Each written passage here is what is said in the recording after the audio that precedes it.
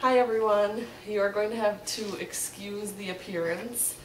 I have only been awake for an hour, so I haven't done anything. I just wanted to make this video to share some things that I learned with you guys.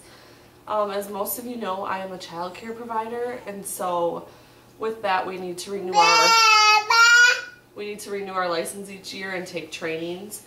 And one of the trainings that I took this year was called Learning in a Snap, and it is all about promoting early literacy in children using pictures and words.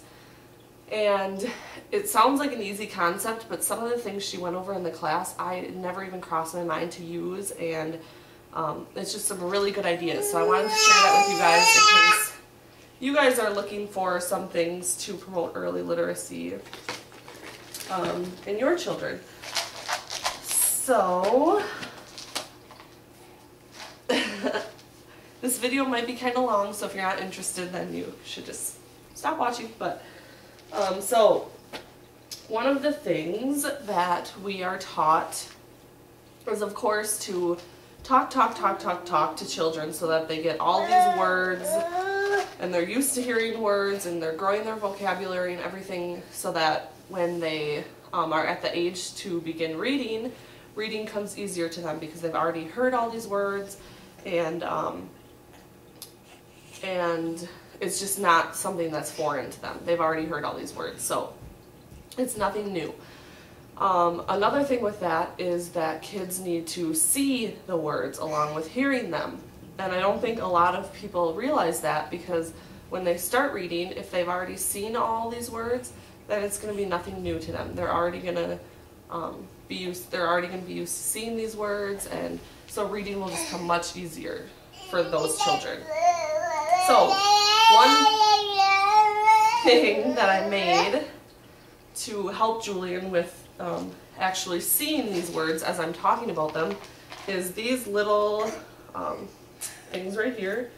I made 6 of them, and what they are is I just wrote a word that we use often on a piece of construction paper, and then I laminated them, and then I categorized them and used one of those little metal hook things to clip them together. So this one is like meal times words.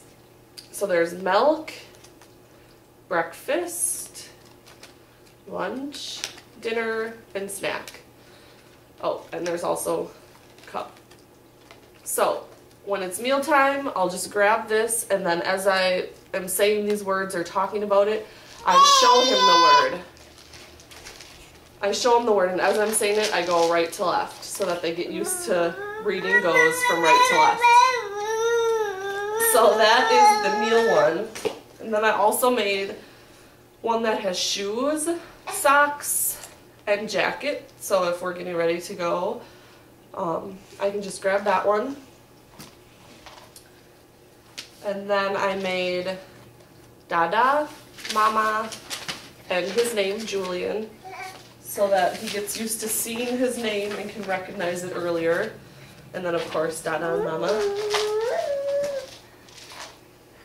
Then I made one with bath, and I can't say this one or he'll go crazy because he loves to do it, and pajamas for bedtime.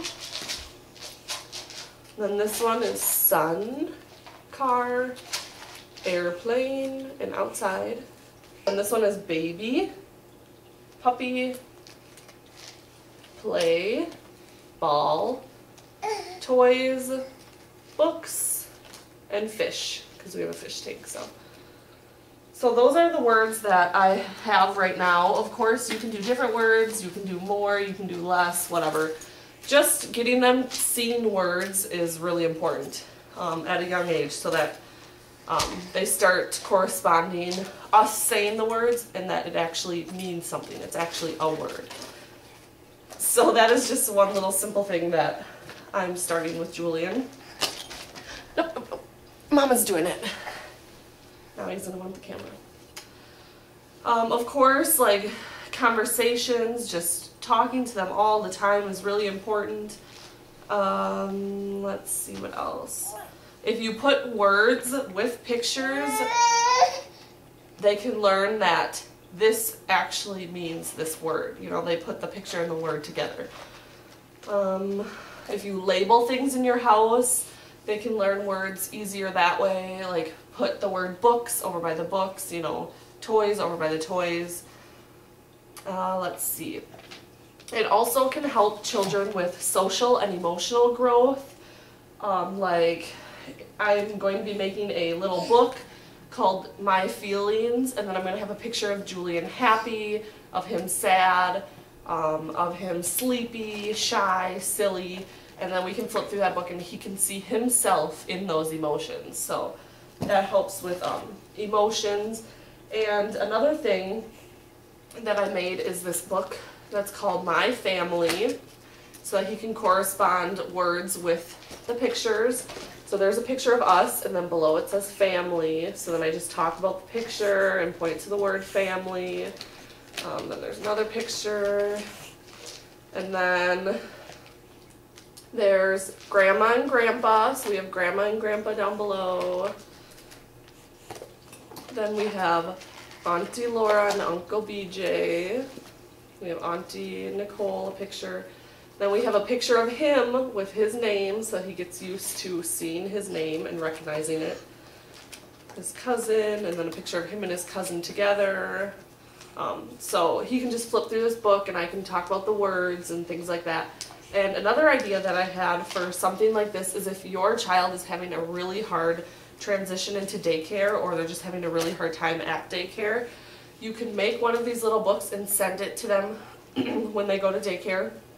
And that way, if they're having a really hard day, the teacher could just take this out and go with it, go through it with them, so that they can see familiar faces and they can just feel more comfortable and secure at their daycare, knowing that, you know, they have the pictures of their family with them. Of course, daycares might have a problem with you bringing things along with you, but if you keep this in like their cubby or something and just tell them to take it out if they're having a really hard day, I don't see why they would have a problem with that. So that might come in handy if you're having a really hard transition into daycare. Let's see, Julian's taking off with all this stuff here. Let's see, another idea that the teacher gave us is this kind of stuff is kind of for child care providers. Let's see. If your children are beginning to write, you can, on a piece of paper, write like their name in highlighter or a certain word or just letters, and then laminate it or put it in a sheet of that, what is it called? The sleeve, the clear paper, I can't think of what the word is right now. And they can write over it in dry erase marker, and then you can just erase it and they can practice that way. That way they can just trace the highlighter or, you know, the dotted lines kind of thing. That can really help kids, you know, practice writing. Let's see, that stuff. A lot of this stuff is like ideas for child care providers, not really at home. Another thing you can do with your children, and this is kind of for older kids, to learn how sequences go or how books are made, beginning, you know, the middle, the end. If you take like a trip to the zoo or museum or just anywhere, the store, take pictures of them getting into the car, getting into the store or zoo, you know, doing activities in there and then leaving, and then when you get home and you are able to get all the pictures printed or developed or whatever, then go through and say, okay, what did we do first? And then they have to go through the pictures and figure out what was first, what was second, what was third, what was fourth, you know, the ending, so that they learn how a book goes from the beginning to the end, or just they're learning sequence that way, the sequence of events. You can also do that with like the seasons. You can take pictures as like flowers are growing, like you're planting the seed, watering it, the flower's growing, so you can take pictures throughout the season and it shows spring happening, or like fall, you know, everything's turning brown, orange, the leaves are falling off the tree, the plants are dying, that sort of thing. And you can show like the sequence of the seasons that way. Let's see what else. Rhyming is very, very important with kids. So just always, you know, telling them rhymes like cat, bat, mat, hat. Reading Dr. Seuss is really good for rhyming. What else did they have here? Taking pictures of like everyday signs that you see, like stop sign, exit signs, bathroom signs, and explaining to them what those are. This says exit, that means you leave, you know, that way. This says woman's bathroom, that means that's where girls go to the bathroom. Just things like that helps them to realize that these things that they see in this world actually have meaning and words to go with them. What else? A little early math concept is sorting. So a cute idea that you could do with sorting is find pictures of families on the internet or of your own family and do like 1 person, 2 people, 3 people, 4 people, 5 people, different amounts, and then have them sort them with the numbers like 1, 2, 3, 4, 5, and then they sort the amount of family members in each family, and that also teaches them that not all families are the same. Some people have 2, some people have 6, some people have 3, you know, it's all different. So that's a really neat, easy idea. If you just take pictures of like toys that they actually play with, they might learn the words faster that way because they're used to seeing this. But if you take a picture of like some train that they've never seen before, they don't really connect it with anything. But if, you know, you took a picture of this and then typed out train, and then they see this, so they'll go running to it and get it and figure out this is train. So they'll put 2 and 2 together faster if it's an object that's familiar to them. Let's see, I'm trying to think of everything off the top of my head. If you are having a hard time with getting your child to clean up, they might have an easier time if you take pictures of the toys and then put it on the bin that it goes in, so that they're not having to, you know, see all these toys all over the floor and there's no sign on where everything goes. They might have an easier time cleaning up that way if you have, you know, the pictures on the bin where it goes or on the shelf where that certain toy goes. Pictures can just help with so many things.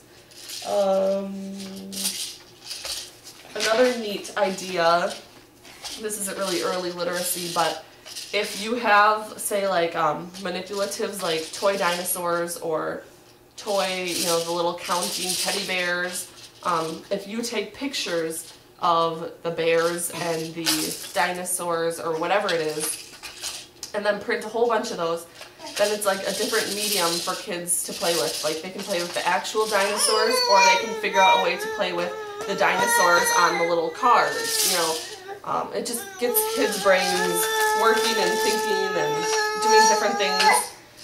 So I hope this video had some ideas for you guys as I make more of these picture and word things, like the feelings book and that sort of thing. I'll show you guys and share with you what I found that Julian enjoys. But yeah, so that's kind of a quick recap of my 2-hour training class that I thought was really fun and interesting. So if you guys have any other ideas like that, I would love to hear them. So leave a comment below and let me know if you do anything like this or what other things you found that works for you guys. And I hope everybody's having a good weekend, and I'll talk to you later. Bye.